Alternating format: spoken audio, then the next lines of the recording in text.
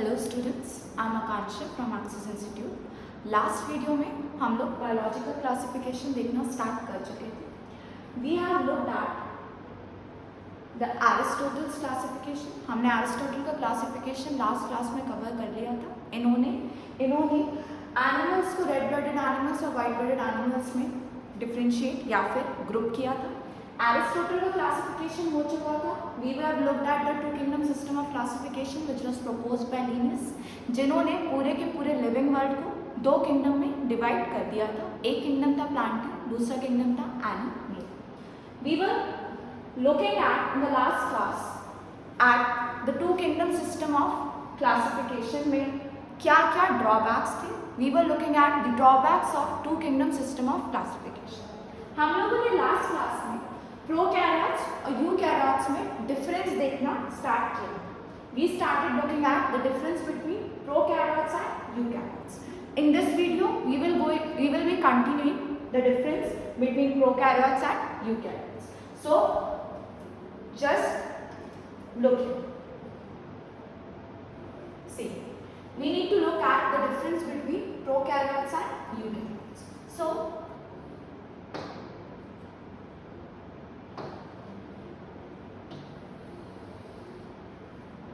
prokaryotes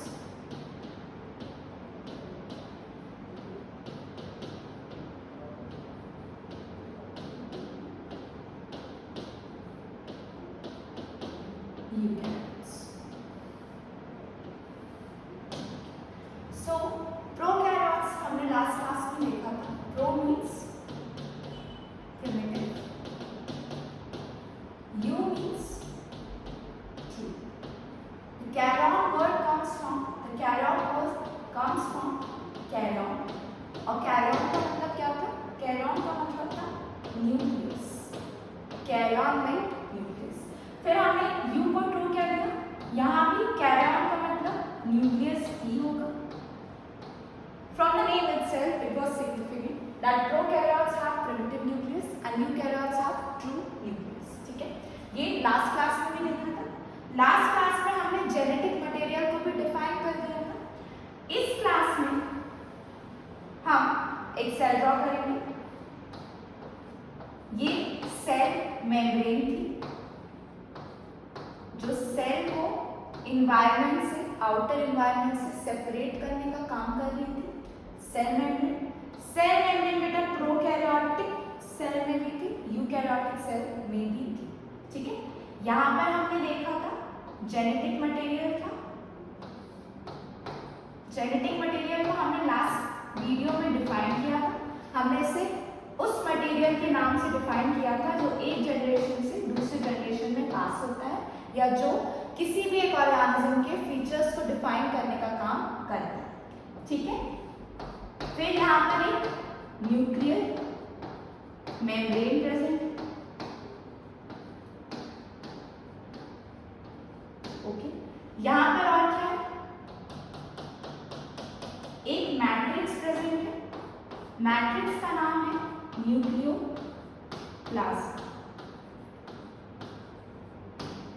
genetic material, nuclear membrane, nucleoplasm, ये together क्या constitute कर रहे हैं? हमारा entire thing is constituting our nucleus. मतलब genetic material, nuclear membrane, nucleoplasm मिलके न्यूक्लियस बना रहे हैं। किन में बना रहे हैं? यूकैरियोट्स में। इनमें कैसा न्यूक्लियस है? ट्रू न्यूक्लियस है।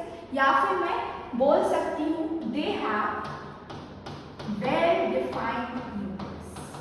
वेल डिफाइंड क्यों कहा? वेल डिफाइंड इसलिए कह रहे हैं कि इस न्यूक्लियर मेम्ब्रेन की मदद से न्यूक्लियस साइटोप्लाज्म से अलग होता दिख रहा है।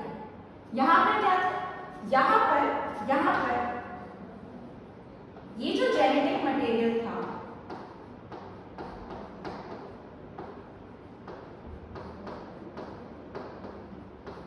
Not covered by nuclear membrane.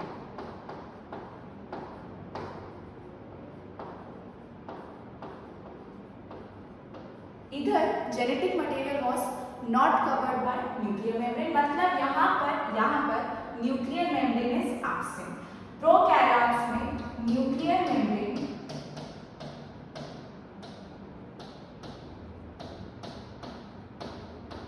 is absent. Nuclear membrane prokaryotes के केस में एब्सेंट है, यूकैरियोट्स के केस में न्यूक्लियर मेम्ब्रेन प्रेजेंट है. This is the basic difference between prokaryotes and eukaryotes. जब चैप्टर में आगे बढ़ेंगे हम और डिफरेंसेस भी देखेंगे. फिलहाल के लिए आप बस इतना समझिए, prokaryotes are primitive, so they have a primitive nucleus, मतलब वहाँ पे न्यूक्लियर मेम्ब्रेन एब्सेंट है. यूकैरियोट्स में ट्रू न्यूक्लियस है, वेल डिफाइंड न्यूक्लियस है, मतलब वहाँ पे न्यूक्लियर मेम्ब्रेन प्रेजेंट है. बेसिक डिफरेंस है ऑफ वेल डिफाइंड न्यूक्लियस या फिर not so well defined nucleus. Well defined nucleus में न्यूक्लियर मेम्ब्रेन होगी, मतलब यूकैरियोट्स में न्यूक्लियर मेम्ब्रेन होगी, प्रोकैरियोट्स में न्यूक्लियर मेम्ब्रेन एब्सेंट होगी. Right, so let's move back to the PPT. यहाँ पर हम देख रहे थे टू किंगडम क्लासिफिकेशन लीनियस से प्रपोज किया था. हम यहाँ पर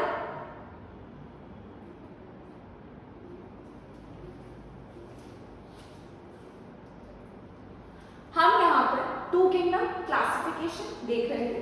टू किंगडम क्लासिफिकेशन में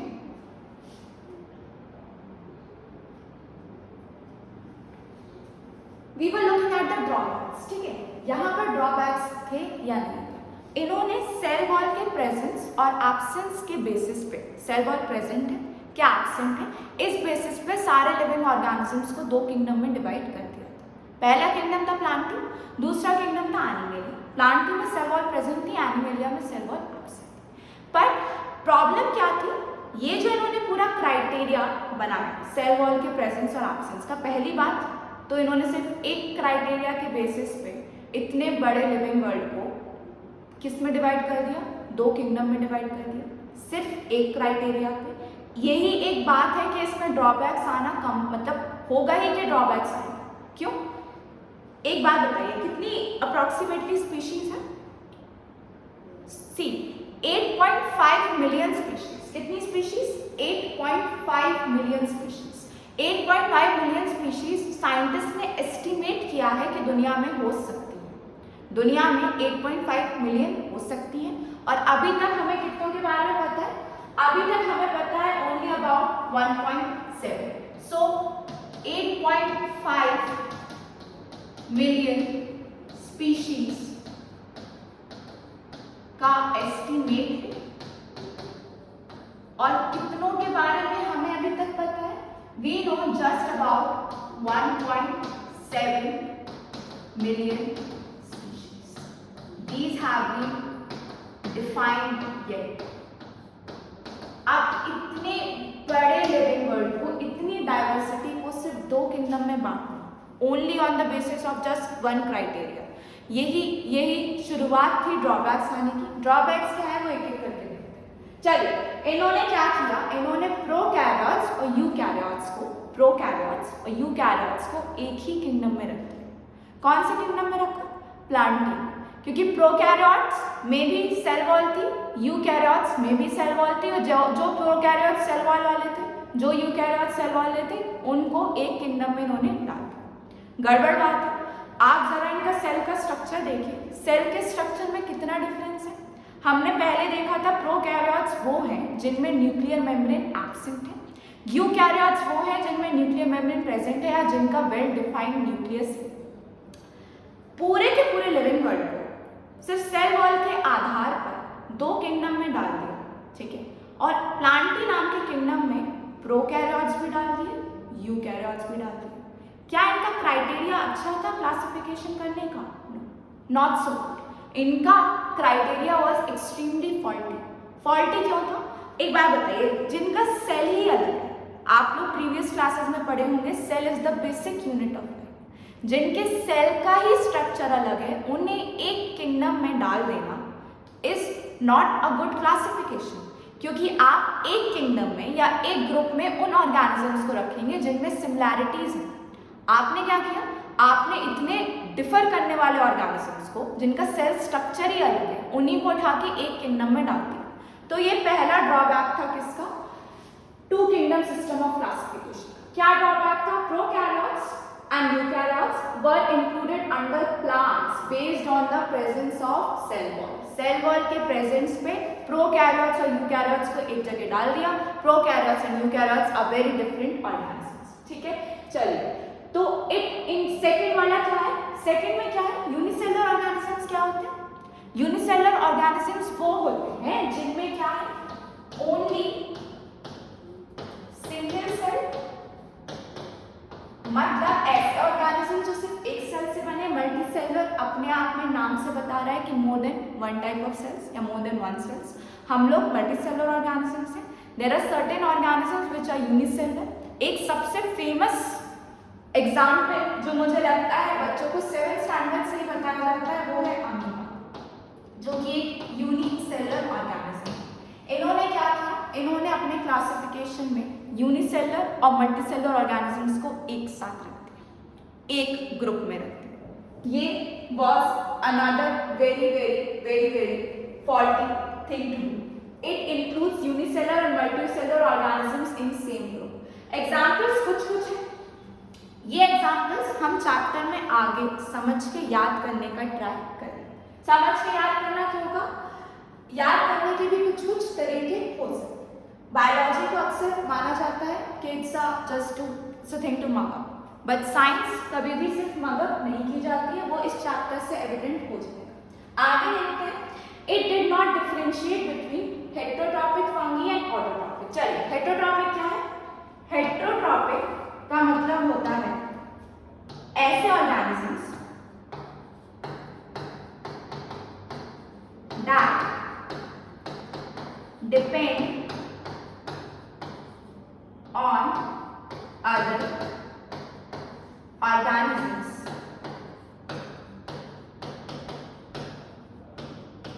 for food. हेटेरोट्रॉपिक वो ऑर्गेनिजम्स जो अपने खाने के लिए किसी दूसरे ऑर्गेनिजम्स पे डिपेंडेंट है. ठीक है. ऑटोट्रॉपिक का क्या है? ये ऐसे ऑर्गेनिजम्स हैं जो अपना खाना खुद प्रिपेयर कर लेंगे. Organisms that synthesize their own food. चलिए, हेटेरोट्रॉपिक ऑर्गेनिजम्स ऐसे ऑर्गेनिजम्स जो अपना खाने के लिए किसी और ऑर्गेनिज्म पे डिपेंडेंट है. ऑटोट्रॉपिक ऑर्गेनिजम्स वो ऑर्गेनिजम्स जो अपना खाना खुद सिंथेसाइज कर रहे हैं. लीनियस ने अपने क्लासिफिकेशन में ऑटोट्रॉपिक और हेटेरोट्रॉपिक ऑर्गेनिजम्स को उठा के एक ही ग्रुप में डाल दिया. This was another drawback of Linnaeus. तो हमने कितने ड्रॉबैक्स देखे? हमने अभी 3 ड्रॉबैक्स देखे. पहला ड्रॉबैक किसका था? पहला ड्रॉबैक था कि इन्होंने प्रोकैरियोट्स को और यूकैरियोट्स को एक ही ग्रुप में इंक्लूड कर दिया. दे इंक्लूडेड इट अंडर प्लांटी, क्योंकि प्रोकैरियोट में जो कुछ प्रोकैरियोट्स थे उनमें सेल वॉल था, यूकैरियोट में सेल वॉल था. अगर प्रोकैरियोट में सेल वॉल है, यूकैरियोट में सेल वॉल है, तो उन्हें उठा के उन्होंने प्लांटी में डाल दिया. This was a major drawback of Linnaeus two kingdom system of classification. इसके बाद जो हमने देखा था वो था that they included unicellular and multicellular organism in the similar group. Same group में यूनिसेलुलर भी डाल दिया, मल्टीसेलुलर भी डाल दिया. तीसरा ड्रॉबैक में इन्होंने ऑटोट्रॉपिक और हेटेरोट्रॉपिक ऐसे ऑर्गेनिजम्स जो अपना खाना खुद सिंथेसाइज कर रहे हैं और ऐसे ऑर्गेनिज्म जो अपने खाने के लिए किसी और ऑर्गेनिज्म पे डिपेंडेंट है, दोनों को उठा के उन्होंने सेम ग्रुप में इंक्लूड कर दिया. These were the 3 major drawbacks of Linnaeus two kingdom system of classification.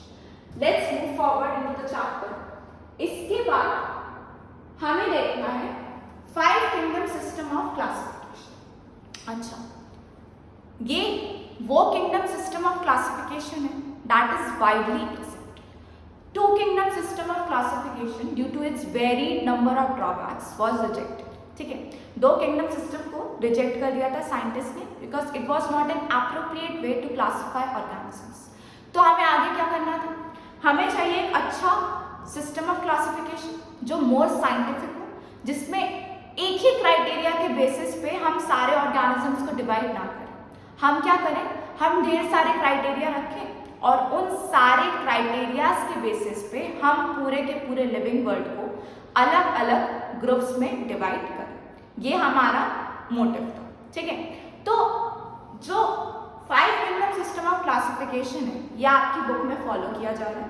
मैं ये नहीं कह रही हूँ कि यही सबसे अच्छा है, इसके बाद भी कुछ सिस्टम ऑफ क्लासिफिकेशन आए थे, जैसे 6 किंगडम सिस्टम ऑफ क्लासिफिकेशन है, वो भी हम चैप्टर में आगे देखेंगे। मतलब मोस्ट एक्सेप्टेड वन मतलब सबसे ज़्यादा साइंटिस्ट जिस सिस्टम ऑफ क्लासिफिकेशन को मानते हैं वो है 5 kingdom system of classification. Propose करने वाले साइंटिस्ट का नाम था R.H. Whittaker। So who proposed this kingdom system of classification? This was proposed by a scientist named R.H. Whittaker in the year 1969. So who proposed? R.H. Whittaker proposed। कौन से साल में propose किया था? 1969 में। नीट में ये question was included। They have asked about the year in which 5 kingdom system of classification was proposed। तो ईयर क्या है? ईयर है बेटा 1969, ठीक है। किसने प्रपोज किया है? R.H. Whittaker ने प्रपोज किया है, ठीक है। अच्छा, अब जरा इस किंगडम को थोड़ा सा इस क्लासिफिकेशन को देखने का कोशिश करें। पहली बात तो 5 किंगडम के नाम क्या है जिनमें इन्होंने सारे ऑर्गेनिजम्स को डिवाइड किया। 2 तो किंगडम उन्होंने दे दिए थे लीनियस ने। कौन से 2 किंगडम दिए थे लीनियस ने? प्लांटी दिया था, एनिमेलिया दिया था, ठीक है। R.H. Whittaker ने कितने किंगडम में पूरे लिविंग ऑर्गेनिजम्स को डिवाइड किया? 5 किंगडम्स। पहले किंगडम का नाम था मोनेरा। क्या नाम था पहले किंगडम का? Monera. First kingdom was Monera. दूसरे किंगडम का नाम था protista. Second kingdom was protista. Third one was fungi and the last 2 were Plantae and animalia. Plantae और एनिमेलिया नाम लिनियस ने ही अपने 2 किंगडम सिस्टम ऑफ क्लासिफिकेशन में दे दिए, ठीक है। तो इन्होंने कितने किंगडम्स में पूरे में बांटा? 5 किंगडम में। पांचों किंगडम का नाम Monera, protista, fungi, Plantae, animalia. 5 kingdoms में R.H. Whittaker ने पूरे लिविंग वर्ल्ड को डिवाइड किया, ठीक। चलिए अब बेटा मैंने शुरुआत में ही चैप्टर शुरुआत में ही कहा था कि most important thing is criteria. किस क्राइटेरिया के बेसिस पे आप क्लासिफाई करें? लीनियस का क्राइटेरिया सेल वॉल था, प्रेजेंस और एब्सेंस। R.H. Whittaker का क्राइटेरिया जानना is very important and forms a very important topic of this chapter, ठीक है। तो पहली बात तो ये समझिए कि R.H. Whittaker ने कोई सिर्फ एक क्राइटेरिया पे पूरे लिविंग वर्ल्ड को क्लासिफाई नहीं किया था। He took a large number of criterias, ठीक है। एक तो इंपॉर्टेंट क्राइटेरिया उनका था सेल का टाइप। सेल का टाइप कैसे? सेल टाइप से आप क्या समझ सकते हैं कि सेल मल्टी सेलुलर है कि सेल प्रोकैरियोटिक है कि यूकैरियोटिक है, ठीक है। और क्या उन्होंने इंपॉर्टेंट क्राइटेरियाज लिए? Mode of nutrition could be a very important criteria. चलिए मोड ऑफ न्यूट्रिशन से आप क्या समझते हैं? मोड ऑफ न्यूट्रिशन का मतलब है एक ऑर्गेनिज्म अपना खाना ऑब्टेन कैसे करे, ठीक है। तो मैं कह रही हूँ उन्होंने ढेर सारे क्राइटेरियाज दिए। एक तो क्राइटेरिया था सेल का स्ट्रक्चर। सेल का स्ट्रक्चर मतलब सेल प्रोकैरियोटिक है कि यूकैरियोटिक है। प्रोकैरियोटिक है तो न्यूक्लियर मेम्ब्रेन एब्सेंट होगा, यूकैरियोटिक है तो न्यूक्लियर मेम्ब्रेन प्रेजेंट है, ठीक है। थैलस ऑर्गेनाइजेशन, थैलस का मीनिंग पता है? Thallus is a body which is undifferentiated. Undifferentiated मतलब उसके पार्ट्स नहीं। अगर मैं प्लांट की बात करूं, अगर प्लांट में कोई ऐसी बॉडी है जिसमें रूट्स नहीं है, स्टेम्स नहीं है, लीव्स नहीं है, तो उसको हम थैलस कहते हैं, ठीक है। तो अगर मैं क्राइटेरियाज की बात करूं for 5 kingdom system of classification which was proposed bye R.H. Whittaker, एक तो सेल स्ट्रक्चर हो सकता है, एक बॉडी ऑर्गेनाइजेशन हो सकता है, एक है mode of nutrition. This is the most important criteria. किसके लिए सबसे इंपॉर्टेंट क्राइटेरिया है? इस 5 किंगडम सिस्टम ऑफ क्लासिफिकेशन, ठीक है। पहली बात, एक क्राइटेरिया नहीं है, क्राइटेरिया ढेर सारे। उनमें भी सबसे इंपॉर्टेंट कौन सा है? Mode of nutrition. फिर क्या है? रिप्रोडक्शन एक है। रिप्रोडक्शन मतलब कैसे रिप्रोड्यूस कर रहे हैं, एसेक्सुअली कर रहा है, सेक्सुअली कर रहा है। अगर एसेक्सुअली कर रहा है तो फ्रैगमेंटेशन से कर रहा है, फ्रैगमेंटेशन फर्स्ट चैप्टर में पढ़ा होगा। सेक्सुअल स्पोर्स की मदद से कर रहा है, रीजनरेशन की मदद से कर रहा है, varied number of ways in which an organism can reproduce. Okay, चलो फाइलोजेनेटिक रिलेशनशिप, ये वर्ड भी आप लोग फर्स्ट चैप्टर में देखे होंगे। Phylogenetic means evolutionary relationship। ये बहुत इंपॉर्टेंट क्राइटेरिया है मॉडर्न क्लासिफिकेशंस के लिए। क्या बोला मैंने?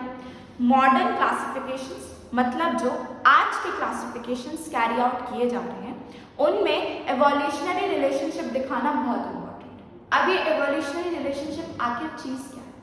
ध्यान देना बेटा, शायद आप लोग जब छोटी क्लासेस में होंगे इन 9th स्टैंडर्ड में आपको एक बेसिक नॉलेज दी जाती है about this system of classifications, ठीक है?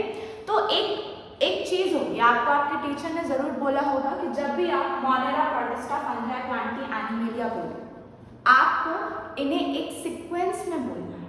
आप ऐसा नहीं कर सकते कि आप प्लांटी पहले बोल रहे हैं, एनिमेलिया बाद में बोल रहे हैं, ठीक है, लास्ट में मोनेरा, नहीं। एक पर्टिकुलर सीक्वेंस है Monera, protista, fungi, Plantae, animalia. अब बात इतनी है कि आपको इसी सीक्वेंस में बोलना जरूरी क्यों है? रीजन उसका यहाँ लिखा हुआ है, फाइलोजेनेटिक रिलेशनशिप या एवोल्यूशनरी रिलेशनशिप। आर.एच. व्हिटेकर ने जो लिविंग वर्ल्ड को 5 किंगडम में क्लासिफाई किया उसमें एवोल्यूशनरी रिलेशनशिप दिखाने की कोशिश की गई है और एवोल्यूशनरी रिलेशनशिप दिखाया गया भी। कैसे दिखाया गया है? इस तरीके से। पहला किंगडम उन्होंने किसको बोला? पहला किंगडम उन्होंने मोनेरा बोला, second Protista, third Fungi, then Plantae, then Animalia, ठीक है? ऐसा क्यों हुआ? सुनना मेरी बात।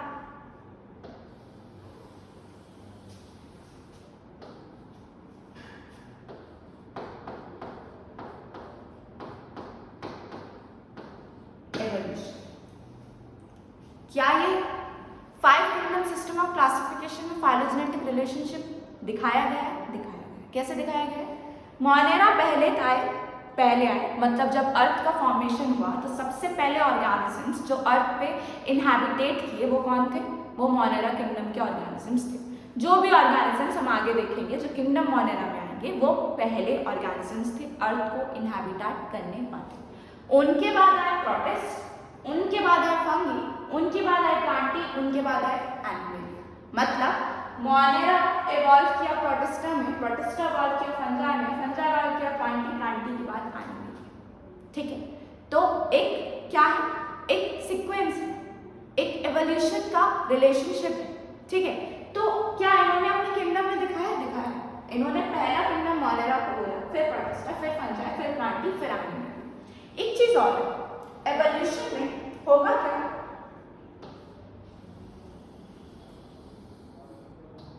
मोनेरा से जब एनिमेलिया में जाएंगे तब कॉम्प्लेक्सिटी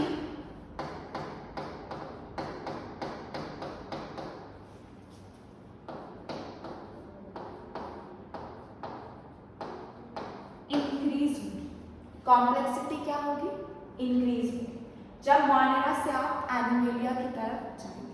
मतलब सिंपलेस्ट ऑर्गेनिजम्स कौन होंगे? Monerans. Most complex would be animals, ठीक है? एक ट्रेंड है, एक एवोल्यूशन का ट्रेंड है, इसलिए जब भी आप 5 किंगडम लिखेंगे आपको एक पर्टिकुलर सीक्वेंस में लिखना मस्ट है। They are showing, they are reflecting the evolution in the direction of evolution. वो ज्यादा बेटर है, डायरेक्शन बता रहा है जिसमें एवोल्यूशन हुआ है।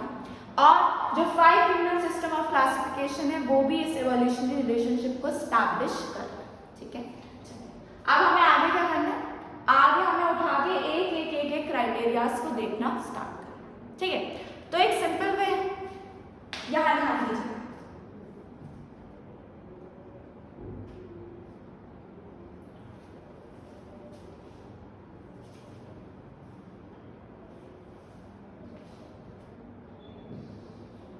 ओके, चलिए, क्या थे 5 किंगडम? पहले किंगडम का नाम था Monera,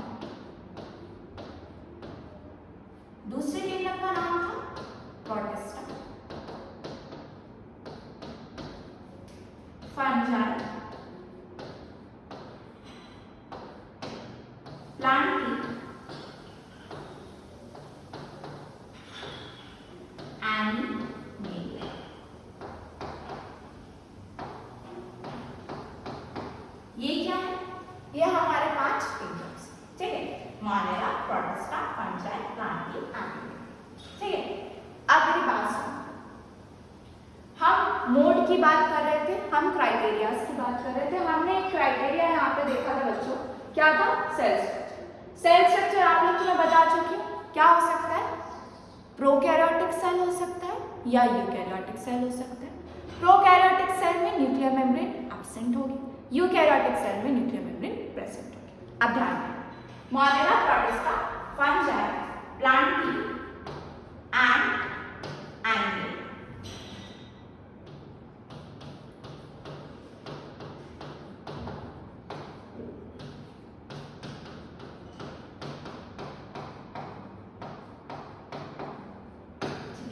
Monera, protista, fungi, Plantae and animal. Monera में उन्होंने ऐसे ऑर्गेनिजम्स रखे जो prokaryotic,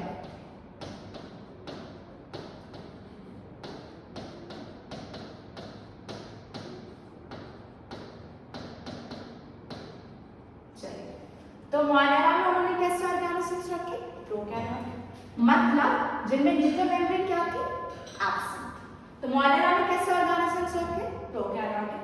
protista, fungi, plantae, animal, इन चार के चार में इन्होंने कैसे ऑर्गेनिजम्स रख दिए? कैसे ऑर्गेनिजम्स रखे?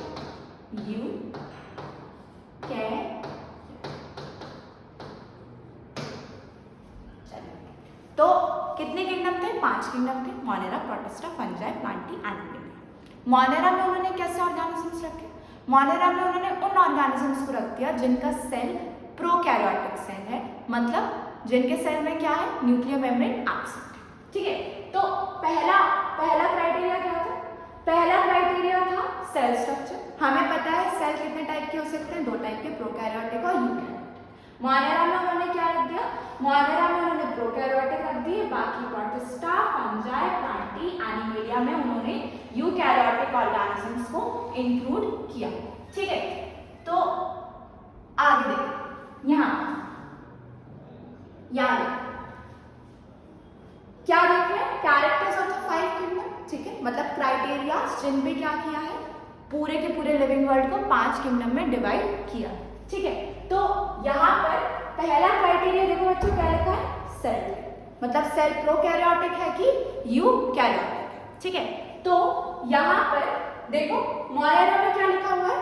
प्रोकैरियोटिक, बाकी प्रोटिस्टा, फंजाई, प्लांटी, एनिमेलिया में लिखा है eukaryotic.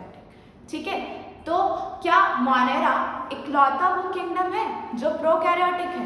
Yes, Monera is the only kingdom जहाँ पे प्रोकैरियोटिक ऑर्गेनिजम्स को रखा गया।